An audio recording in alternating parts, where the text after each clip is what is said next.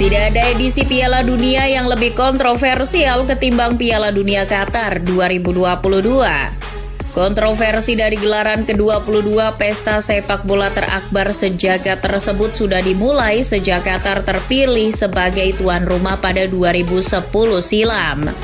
Qatar ditunjuk sebagai tuan rumah Piala Dunia 2022 melalui rapat Komite Eksekutif FIFA.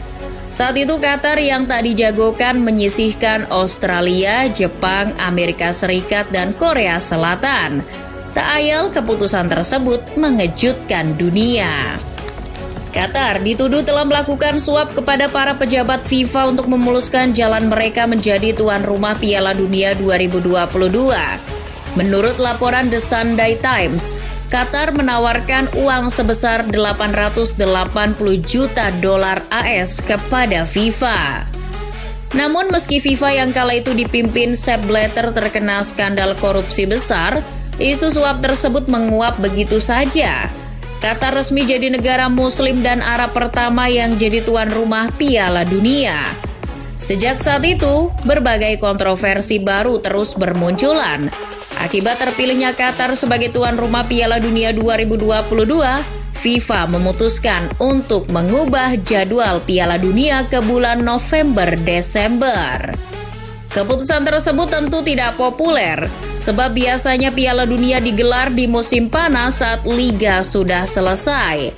Alhasil, untuk pertama kalinya dalam sejarah Piala Dunia digelar saat pertengahan musim dan diadakan di musim dingin dengan stadion ber-AC. Keputusan tersebut membuat para kontestan jadi punya waktu persiapan dan pemulihan yang mepet. Jauh sebelum bergulir, Qatar sudah dianggap sebagai tuan rumah terburuk dan mendapat boikot dari berbagai pihak.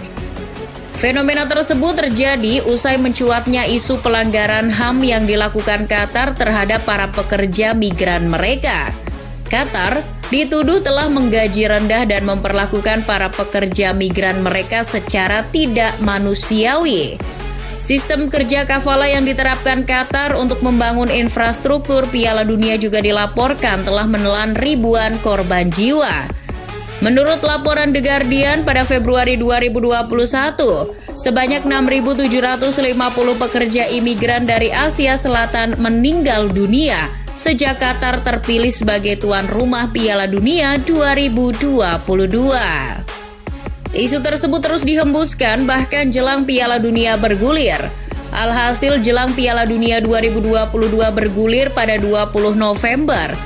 Keraguan akan Qatar sebagai tuan rumah makin menguat. Selain isu pelanggaran HAM yang terus digaungkan, banyak pihak yang memprotes berbagai larangan dan aturan ketat yang ditetapkan pemerintah Qatar. Beberapa aturan yang menjadi kontroversi tersebut antara lain larangan seks bebas dan LGBT, serta larangan penjualan bir di stadion. FIFA dan Qatar juga menolak permintaan 7 negara Eropa yang memaksa memakai ban kapten One Love dan mengancam memberi sanksi berat kepada siapapun yang mengkampanyekan atribut LGBT.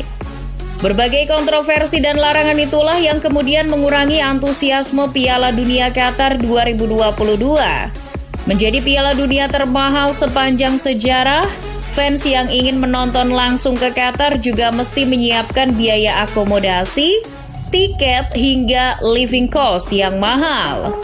Kami pun sempat ragu Qatar bisa mencapai target 1,3 juta pengunjung di Piala Dunia 2022. Apalagi sempat muncul berita soal penonton bayaran yang dihadirkan Qatar. Keraguan tersebut terbukti dan tergambar lewat sepinya penonton matchday pertama Piala Dunia 2022.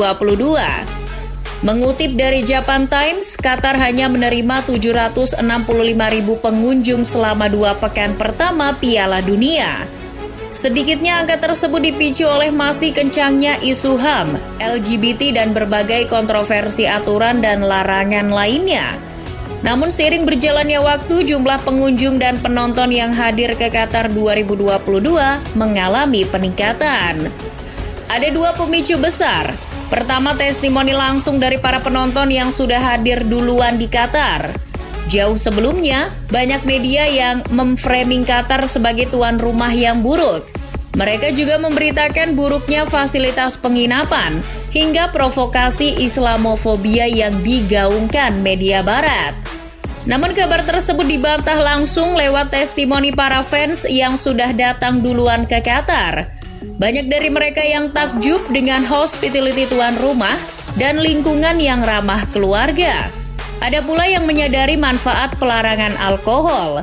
Fans wanita yang merasa lebih aman dan nyaman saat berada di Qatar, hingga ribuan fans yang mengenal Islam lewat Piala Dunia Qatar 2022. Ini pengalaman yang luar biasa. Semuanya bersih dan saya merasa benar-benar aman di mana-mana. Minus mereka yang timnya sedang mengalami permainan yang sulit, semua orang senang berada di sini. Pemicu kedua, tentu saja hasil-hasil pertandingan Piala Dunia 2022 yang memunculkan banyak kejutan dan rekor. Seperti kemenangan Arab Saudi atas Argentina, terbungkamnya Jerman di hadapan Jepang, lolosnya 3 wakil AFC ke fase gugur, hingga performa apik yang ditampilkan Maroko. Setelah itu, jumlah penonton dan pengunjung Piala Dunia 2022 terus mengalami peningkatan. Kehadiran supporter di penghujung babak grup berjumlah 2.457.059. Sedangkan babak 16 besar disaksikan 411.609 supporter. Kemudian babak perempat final dihadiri 245.221 supporter dan babak semifinal dihadiri 157.260 supporter. Puncaknya, laga final antara Argentina versus Prancis tercatat disaksikan langsung oleh 88.966 pasang mata yang memadati Lusail Iconic Stadium. Total sejak 30 November hingga 18 Desember 2022, sebanyak 3.404.252 penggemar hadir langsung untuk menonton Piala Dunia Qatar 2022. Angka tersebut membuat Qatar 2022 menempati urutan ketiga setelah USA 1994 dan Brazil 2014 sebagai Piala Dunia yang paling banyak dihadiri penonton. FIFA juga mencatat kehadiran 1,8 juta pengunjung yang menghadiri FIFA Fan Festival di Al Bidda Park di Doha. FIFA Fan Festival sendiri menawarkan berbagai aktivitas hiburan dan merupakan tempat berkumpulnya fans dari berbagai negara untuk menonton langsung siaran pertandingan di layar seluas 1.800 meter persegi. Angka-angka tersebut sukses melampaui ekspektasi dan target yang dicanangkan, baik oleh FIFA maupun oleh tuan rumah Qatar. Bahkan Piala Dunia 2022 memecahkan rekor penonton TV di sejumlah negara. Dari data jumlah penonton dan pengunjung, bisa disimpulkan kalau Piala Dunia Qatar 2022 terbilang sukses besar. Lalu, bagaimana dengan dampak ekonominya? Pendapatan dari Piala Dunia 2022 diproyeksikan mencapai 4,7 miliar dolar AS. Dengan biaya operasional 1,7 miliar dolar AS, FIFA mengharap keuntungan bersih sebesar 3 miliar dolar AS. Namun setelah menjalani 64 pertandingan, Piala Dunia Qatar 2022 sukses menghasilkan sekitar 7,5 miliar dolar AS untuk FIFA. Nominal tersebut meningkat sebesar 1 miliar dari Piala Dunia Rusia 2018. 56% dari total pendapatan disumbang oleh hak siar TV, diikuti oleh sektor marketing sebesar 29%, sementara 15% lainnya disumbang oleh berbagai sektor seperti lisensi, tiket, hotel, dan lain-lain. Peningkatan pendapatan tersebut disebabkan oleh adanya tambahan sponsor dan penghematan biaya yang dilakukan FIFA dengan mengadakan turnamen di satu lokasi. 8 stadion Piala Dunia 2022 terletak dalam radius 50 km dari Doha. Sekali lagi, angka yang dihasilkan dari pendapatan Piala Dunia Qatar 2022 sukses melampaui target. Bisa dibilang kalau Piala Dunia Qatar 2022 adalah gelaran Piala Dunia yang paling menguntungkan. Hasil tersebut jelas melebihi ekspektasi, mengingat di awal turnamen Qatar diserang dengan berbagai isu dan kontroversi. Kini, yang tersisa dari Piala Dunia Qatar 2022 adalah janji FIFA yang harus ditunaikan. FIFA harusnya hanya menikmati 10% dari pendapatan bersih Piala Dunia 2022. Sementara itu sisanya akan didistribusikan kepada lebih dari 200 asosiasi sepak bola nasional. Jika tak dikorupsi, tentu manfaat uang yang bakal didapat setiap asosiasi atau federasi akan sangat besar untuk kemajuan sepak bola di negara tersebut.